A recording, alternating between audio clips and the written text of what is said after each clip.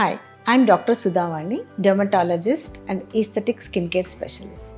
Sri Skin Clinic, Banjara Hills Road number 92. So, ఈరోజు topic oily skin care tips. So చాలా మందికి సమ్మర్లో మామూలుగా నార్మల్గా కూడా వాళ్ళ స్కిన్ సమ్మర్లో కొంచెం ఆయిలీ అయిపోతూ ఉంటుంది అండ్ కొంతమందికి త్రూఅవుట్ ద ఇయర్ ఆయిలీగా ఉంటుంది.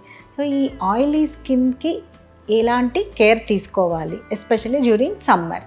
సో అసలు స్కిన్ ఆయిలీగా ఎందుకు అవుతుంది అంటే మన ఫేస్ మీద ఈ సెబేషియస్ గ్లాండ్స్ అనేవి కంపేర్ టు అదర్ ఏరియాస్ అంటే హ్యాండ్స్ లేకపోతే మీరు బాడీ అలా తీసుకుంటే ఫేస్ మీద చాలా సెబేషియస్ గ్లాండ్స్ ఉంటాయి, అంటే ఎక్సెసివ్ సెబేషియస్ గ్లాండ్స్ ఉంటాయి. అందుకే పింపుల్స్ కూడా ఫేస్ మీద ఎక్కువ వస్తూ ఉంటాయి. ఫేస్ మీద ఈ సెబేషియస్ గ్లాండ్స్ ఎక్కువగా ఉండడం వల్ల ఆయిల్ ప్రొడక్షన్ కూడా ఎక్కువగా ఉంటుంది. సీబమ్ యాక్చువల్లీ ఈ ఎక్సెస్ ఆయిల్ అనేది ఒక ప్రొటెక్టివ్ లేయర్ లాగా ఫామ్ అయ్యి స్కిన్కి చాలా రక్షణ ఇస్తుంది. కానీ అది ఎక్కువ అయినా కూడా మనకి ప్రాబ్లమే, జిడ్డుగా అయిపోతుంది ఫేస్. సో దీనికి ఎలాంటి కేర్ తీసుకోవాలి అంటే ఫేస్ వాష్ చేసుకోవాలి. అలాగని ఎక్కువగా విగరస్గా రుద్ది కడిగితే మళ్ళీ ఆయిల్ ప్రొడక్షన్ ఎక్కువ అయిపోతుంది. సో జెంటిల్గా ఫేస్ వాష్ చేసుకోవాలి.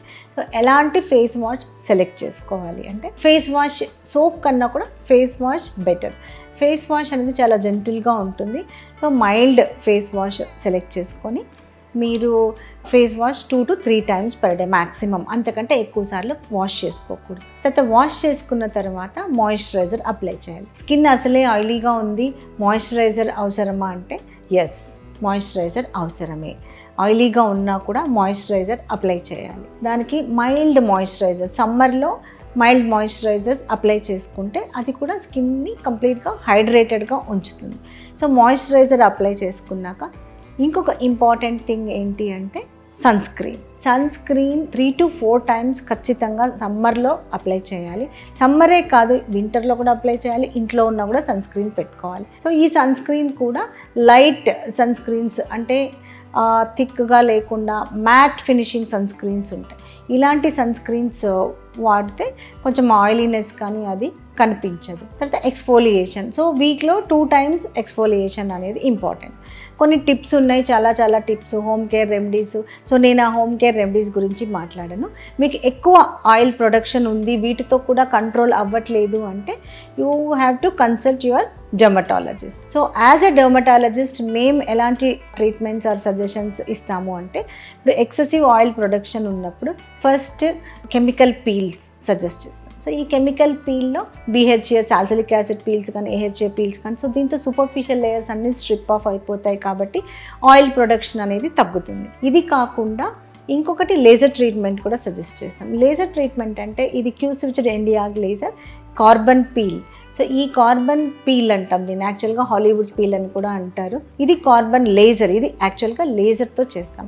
ఒక బ్లాక్ కార్బన్ అనేది బ్లాక్గా ఉంటుంది మనకు తెలుసు. ఈ బ్లాక్ కార్బన్ అప్లై చేశాక ఒక 15 to 20 minutes తర్వాత లేజర్తో షూట్ చేస్తాం. సో ఈ లేజర్ ట్రీట్మెంట్ ఇచ్చిన తర్వాత మీకు ఫేస్ ఎలాంటి సైడ్ ఎఫెక్ట్స్ ఉండవు, రెడ్నెస్ ఉండదు, నార్మల్గానే ఉంటుంది.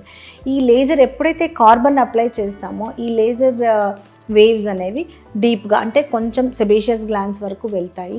సో దీంతో గ్లాండ్స్ అనేవి ష్రింక్ అవుతాయి. అంటే ఇది 1 సిట్టింగ్కి మనం అవ్వదు, ఒక 3 to 4 sittings మినిమం ప్లాన్ చేసుకోవాలి.